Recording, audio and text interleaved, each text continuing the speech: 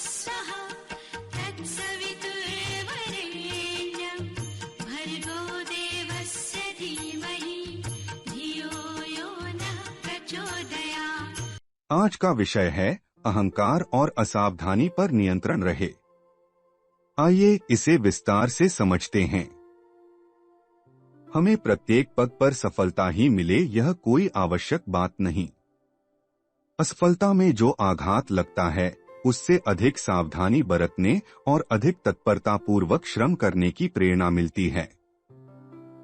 भूल सुधारने का मौका भी इन्हीं झटकों से मिलता है, अन्यथा लगातार सफलता के मद में उन्मत्त मनुष्य को बादल या मकड़ी का जाला कहलाने में भी देर नहीं लगती। लक्ष्य को सोच विचार कर नियत करना चाहिए और फिर उस पर दृढ़तापूर्वक चलते रहना चाहिए। मनुष्य का धर्म कर्तव्य कर्म करते रहना है। इसे न करने पर वह कर्तव्य घात के पाप का भागी बनता है। इसलिए हर व्यक्ति को बिना एक क्षण भी गवाए अपने जीवनोद्देश्य की प्राप्ति के लिए निर्धारित कर्तव्य पथ पर चलते रहना चाहिए। यह मान्यता सर्वथा सत्य है कि सत्कर्म का सत्परिणाम ही मिलता है। साथ ही यह भी मानकर चलना चाहिए कि हमारा हर कदम सफलता और प्रगति के लिए ही नहीं होता। कितने ही कारण इस संसार में ऐसे मौजूद रहते हैं जो प्रगति को रोकते हैं, और जितनी जल्दी हम चाहते हैं उतनी जल्दी सफलता प्राप्त नहीं कर पाते।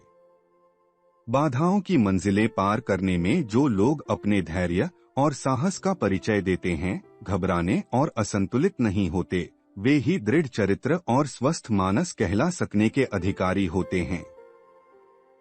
धैर्य और साहस ही तो मनुष्य की सबसे बड़ी विशेषता है।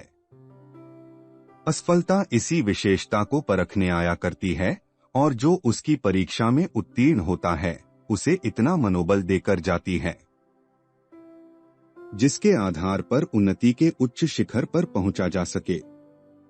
हमें सफलता के लिए शक्ति भर प्रयत्न करना चाहिए, पर असफलता के लिए भी जी में गुंजाइश रखनी चाहिए।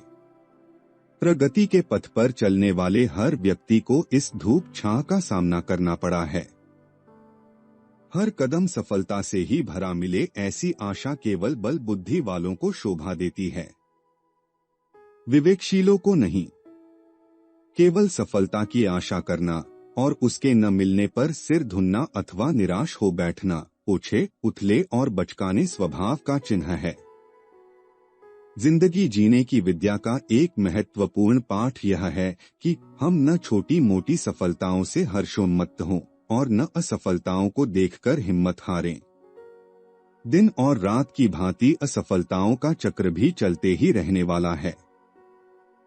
एक ही तरह की वस्तु सदा मिले यह असंभव आशा हमें आरंभ से ही नहीं करनी चाहिए, और असफलता के लिए भी अपने कार्यक्रम में उचित गुंजाइश रखनी चाहिए और उसका वैसा स्वागत करना चाहिए जैसा सायंकालीन संध्या का करते हैं।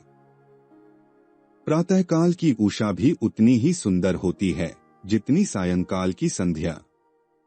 सफलताओं में सुख सुविधाओं की जैसी आशा केंद्रित रहती है, वैसी ही आत्म सुधार की, धीर वीर बनाने की प्रेरणा असफलता में भी सन्निहित है। वस्तुतः ये दोनों आपस में सगी बहनें हैं, कुशल क्षेम पूछने और परस्पर मिलने अक्सर आया करती हैं। इनके प्रेमालाप में हम बाधक क्यों बने? अपनी कर्तव्य परायणता का आतिथ्य प्रस्तुत करते हुए इन दोनों का ही उचित स्वागत क्यों न किया करें? सफलता के सूत्र साधन जाने और अपनाएं, किंतु असफलताओं के स्वागत को भी तत्पर रहें।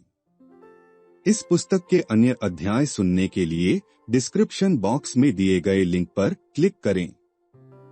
For more videos visit our channel. Please like, share and subscribe.